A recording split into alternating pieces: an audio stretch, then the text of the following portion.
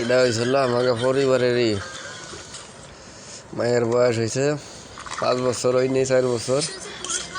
সে একা একা ওষুধ বের করে খাইতেছে। আর এ যুগের বেশিরভাগই ফুলাফান জোর করে মায়ের দিয়ে দই দিয়ে খাওয়াইতে হয়। আর সে একা একা যাই কেন, ওর বাজারে একটু যাই কেন।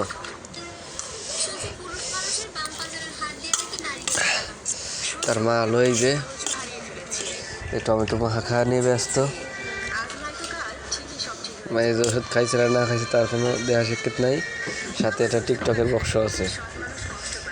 হাসিতে দেশে কি দেখো, টিকটকের বাক্সের কথা পাওয়ার পরে হাসিতে দেশে।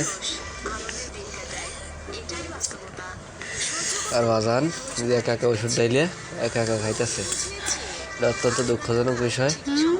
তুমি কি বাল ফেলাইতেছো? আর আমারে কইতেছে তুমি কি বাল ফেলাইতেছো।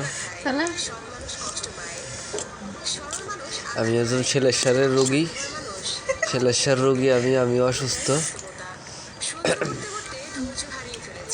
একা একা ওষুধ খেয়ে ফেললো। এটা একটু দেখলেও ভাল লাগে। এটুক ফুলাফান সে একা একা ওষুধ বাইর করে একা একা ওষুধ খাইলো। তার মার কারণে ঠান্ডা লাগা লাইছে। তার বাহে 2 দিন গোসল করাইছে তাই ঠান্ডা লাগাইছে। সেই টিকটকের বাক্স নিয়ে বসে তাই সারাদিন। মিথ্যা কথা বলে ঠান্ডা সারবে না। মহাদ্দেশ সাহেব বলছেন, তো বদয়া দিয়েছেন মহাদ্দেশ সাহেব। যার কথা মনে বলে যে ওই যে কী যেন কায়ারে, কী যেন একটা আছে না, আজম না কী যেন, নাক দিয়ে যে ঝাড়বে এখন।